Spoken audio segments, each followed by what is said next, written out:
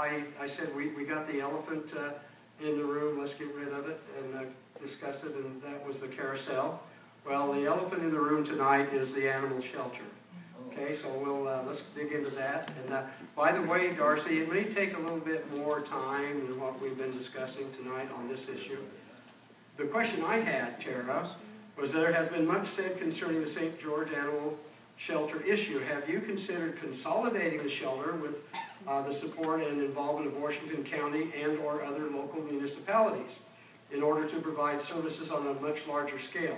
Also, with consolidation, the maintenance and personnel costs might be alleviated. However, new construction of such a facility must play a part in considering the overall financial burden. Now, let's get right into this one. First, it was thank you for the invitation to provide the question. Here's the question. An internal investigation showed over 20 years. This is from Chris Neal, okay, from the One More Chance Animal Rescue. She says, and is it he or she? She. Thank you. I'm gender deficient tonight, I guess, with the names. I'm sorry. An internal investigation showed over 20 years of neglect, abuse, and inhumane euthanasia practices at our city shelter. The animal welfare groups reportedly told the police department of the problems in the shelter, yet the chain of command still failed, as well as the shelter was taken off the city tour 10 years ago. How could things have gone so badly for so long without city officials knowing about it? In this new era of communication, how would you make sure this never happens in any area of our city? I'm sure there's going to be more than two want to jump in and discuss it, but Tara, it's your question. It's your questions, okay? My questions. Okay, awesome. Thank you, Jerry. On the investigation of the animal shelter, I think that partially what went wrong is, at least from what I can tell and from having a couple conversations with some of our elected officials, is that the way they posed it to the public is that they were doing a full scope investigation. But what really happened internally is that it was a personnel investigation. So it was limited in scope, but the public wasn't entirely aware that it was limited in scope. As far as how we got into the situation, I'll let Dan and John have that one. I believe that being able to be receptive to feedback that we're getting back from the community, listening to what people are telling us and taking them seriously, and not wanting people to speak up, not wanting people to bring things forward that cause problems. We need to be able to listen and be willing to accept that maybe there's some changes that need to be made. In 20 years, the issue did come forward, and they just didn't jump on it. And I've heard this from multiple people, and I believe the police chief even said that he could have been more proactive. I think that if the shelter had been on the tour that the elected officials take, that may have opened eyes up as to what was going on. And I think that sometimes we just need to prioritize things that otherwise, they're not things that we're putting on brochures, not the prettiest thing. The shelter's kind of depressing. But if we turn it around and we reframe it, it can be a more positive part of our community and something that we're proud of. As far as the partnership with the county, something I'm in favor of is a program that would utilize Purgatory and have a facility built there where we would have intake in one location, possibly a county location in addition to the city. I don't think that the city facility is ever going to entirely go away.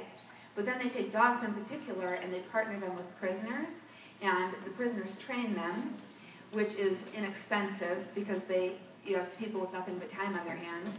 And it also helps reduce the operating cost of the prison because you're having people they have something productive to do. They're not just sitting around and being bored.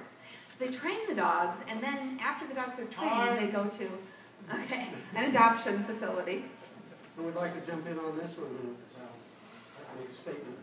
Ed? I'll jump in on this. Touch the first part about it.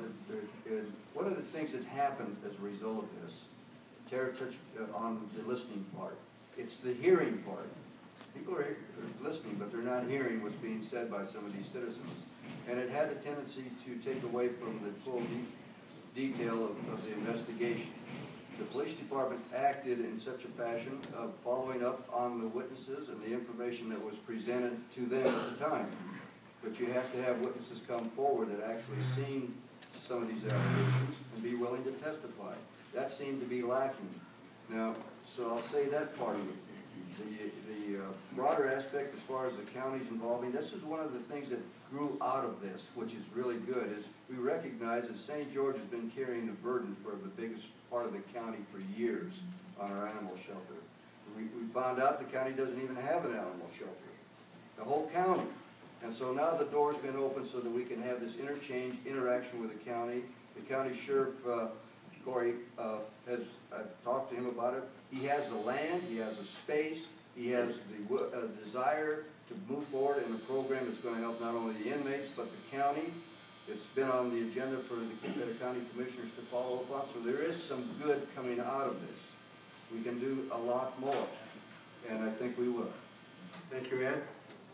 Anyone else? John? I'll just jump in quick and say, you know, the city is a big organization now, and I think this is a good example of an area where we could institute a permanent animal shelter advisory board that we could appoint, the mayor and council could appoint people who are very passionate about this, and they can help us to prioritize, to make sure that we're up to date on our policies and procedures and the ordinance is up to date. Then we make the decisions. But I just think it's a perfect opportunity. Why not? If we'd had that in place, I don't think we'd have had this problem. Because it's a big and complex city, and sometimes we just miss things. We missed this. It was a big miss. Now we can fix it. Thank you. Okay, next question. Joe, I've got a question for you.